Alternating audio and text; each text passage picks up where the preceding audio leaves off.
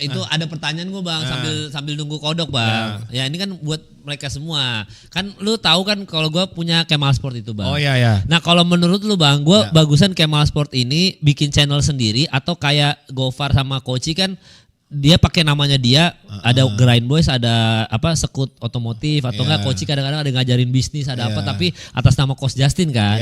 Mending gue atas nama Kemal Palevi atau Kemal Sport ini sendiri, beda sendiri pisah YouTube-nya. Oke. Nah, lu pertanyaan pertama gua. Iya.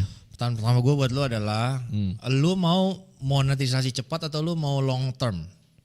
Long term bang. Kalau lu long term lu bikin sendiri. Oh jadi dibikinin sendiri. Bikin channel sendiri. Walaupun panjang perjalanannya ya, menuju ke monetize itu. Iya, bukan monetize dalam artian gini, mungkin ya kalau monetize kan beda skala level aja bang. Ada yang bisa langsung dimonetize tapi mungkin uangnya cukup aja. Tapi mungkin ada lu ngejarnya tuh gede banget gitu.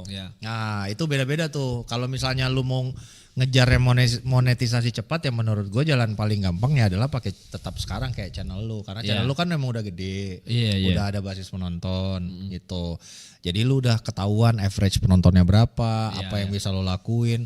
Kalau lu bikin paket ke brand atau ke ke sponsor, itu udah keukur bang.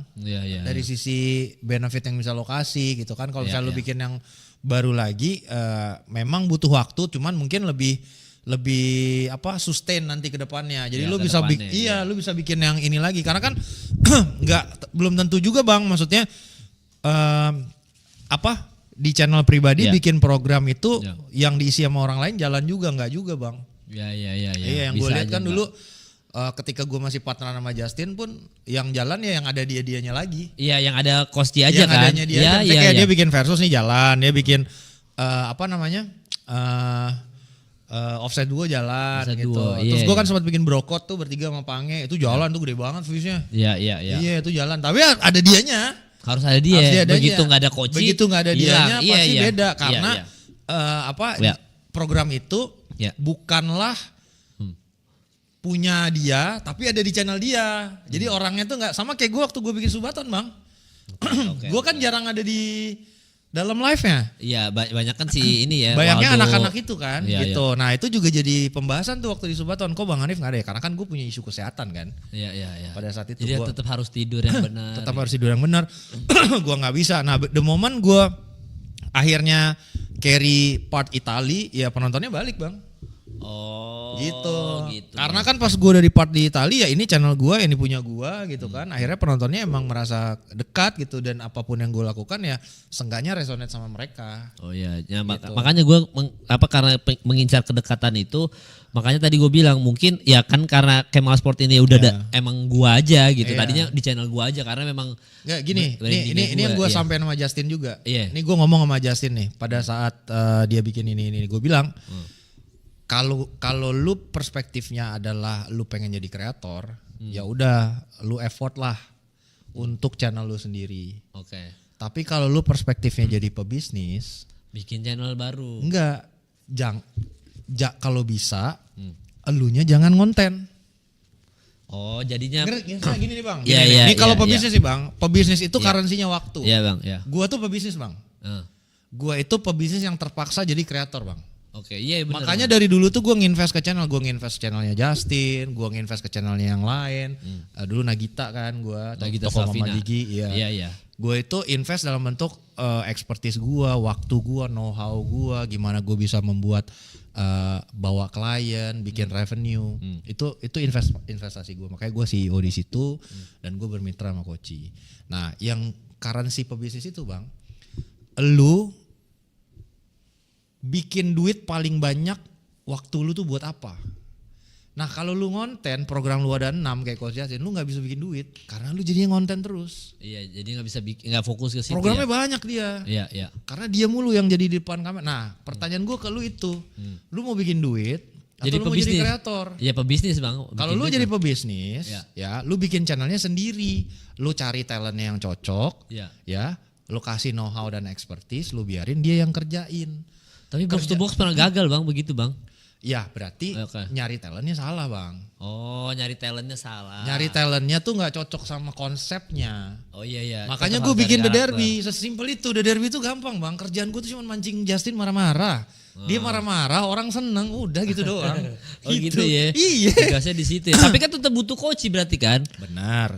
Tapi kan itu kan kita jualan semangka bang. Kan kita jualan yang lain, jualan bengkoang. Oh iya. Jualan yang lain dan lu kan bisa jualan yang lain karena lu punya F1, lu punya UFC, lu punya yang lain-lain gitu. Nah kalau lu mau jadi pebisnis ya currency di situ. Gue itu adalah gimana caranya.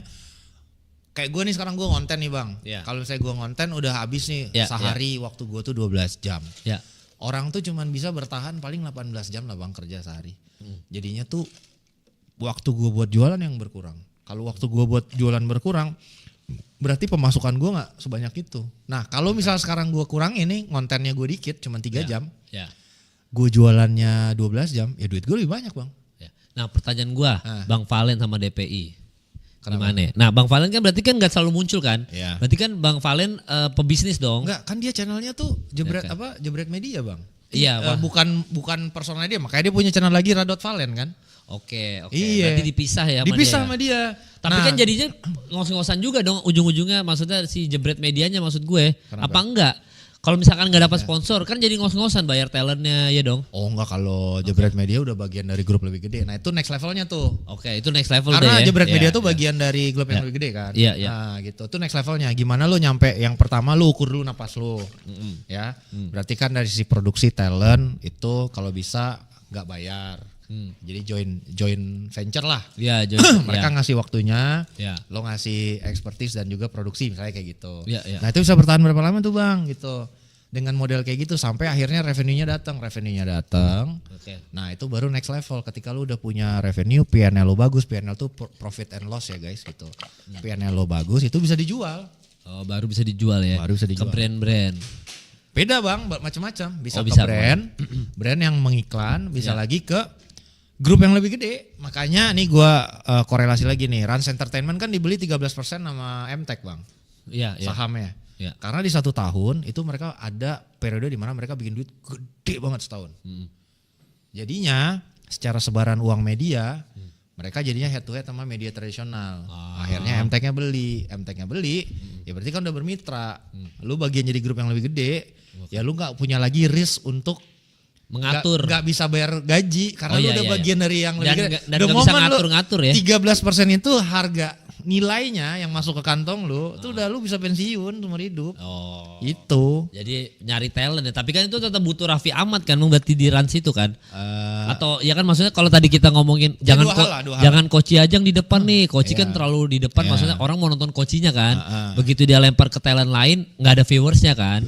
Ya berarti juga. Maksudnya kan kayak misalnya Arab dah, ada Aloy bang.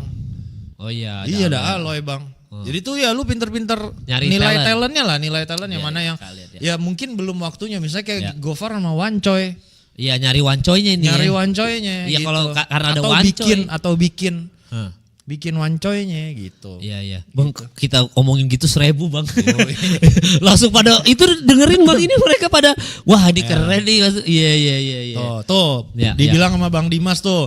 Buka loker bang, lumayan ngurangin 19 juta lapangan kerja kata Dimas tuh. Nanti kan gua gara-gara nih gua kasih tau aja guys yang waktu itu gua cerita sama lu. Gua gara-gara Ramadan ini bareng sama lu bang. Makanya habis lebaran ini gua mau ngerubah skemanya bang. Iya maksudnya gua mau ngerubah skemanya. Karena nanti kan ada libur lebaran nih. Nah itu momennya, makanya gue nanya sama lo, bagusan bikin channel sendiri, Kemal Sport, Kemal Palevi sendiri, atau ya udah kayak Gofar aja, Grind Boys ada di situ, Scoot Otomotif ada di situ. Jadi ya udah, gue sambil jalan lah gitu. Toh juga orang kayaknya mau dengerin Gofarnya kan, kebetulan ketemu Wancoynya. Nah gue kan tinggal nyari kayak Wancoynya, atau ya tadi bikin sendiri aja kayak Selos bikin Bion, bikin aja. Selos punya sendiri, tapi kan kata lu tadi tergantung mindset aja kan, mau bisnis apa konten kreator. Kalau gue emang gue pengen monetize lebih cepat gitu. Kalau gue, maksudnya kayak gini, kalau gue merasa bisnis itu harus self sustain bang. Jadi apa yang gue keluarin harus berbanding lurus sama apa yang gue bisa generate secara revenue. Makanya dari pertama kali gue bikin company itu, gue nggak pernah merugi alhamdulillah. Alhamdulillah bang. Karena dari gue tuh udah tahu dulu, base gue segini. Bahkan dari ngadi-ngadi bang. Dari ngadi-ngadi itu kan sebenarnya Rexona pertama kali itu udah di ngadi-ngadi bang, bukan di The Derby. Jadi Rexona nerbangin gue ke Inggris. itu ke cover semua ongkos produksinya. Gue dapat growth kan dengan gue dapat ongkos produksi, gue bisa bikin konten yang bagus nih buat viewer gue.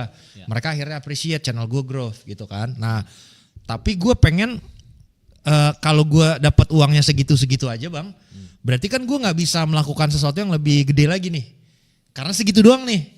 Nah gimana caranya ya gue bermitra dengan kreator yang gede, sama Koci gue bermitra. Nah jadinya tuh uang yang tadinya gue dapat 10% sekarang gue dapat 100% lah. Makanya gue bisa bikin yang aneh-aneh, gue bikin kayak tiba-tiba gue ke Euro lah, gue ke Sydney lah. Karena jadi lebih besar ya. Karena ide gue itu bisa ditopang dengan finansial yang pas. Jadi cash flow-nya masuk nih, akhirnya gue bisa bayar Panji, gue bisa bayar produksi, gue bisa nge-hire produser.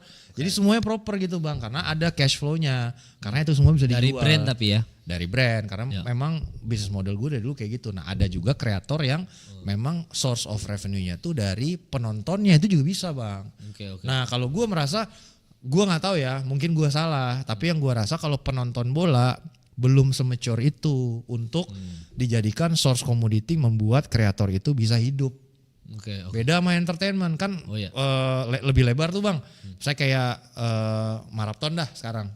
Itu kan lebar banget ya secara entertainment. Grind Boys gitu tuh lebar banget ya. Nah mereka bisa hidup dari komunitasnya karena itu masif bang. Dan mungkin mereka mau ngeluarin uang gitu. Nah kalau di bola kan itu masih terkurasi lah gitu. Masih kecil banget lah poolnya gitu untuk yang mau at least itu bayar untuk kreator. Yang esensi aja dulu lah, mereka kan pasti bayar buat langganan nonton bolanya dulu bang. Iya video dulu. Iya baru ke kreator ya, makanya bisnis modelnya itu gue pecah, gue bedain gitu. Iya. Gila itu ilmu tuh guys tuh.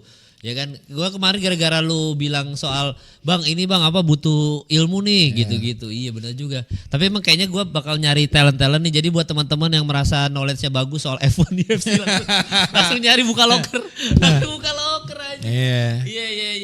Iya kalau enggak itu bang kan misalnya kayak Maspotnya dipisah. Ya udah nggak apa-apa yang podcastnya talent lain aja. Tapi gue ngisi live streamnya. Maksudnya kayak gini yang lu ngomong sendiri ke kamera ada grafis-grafis itu gue.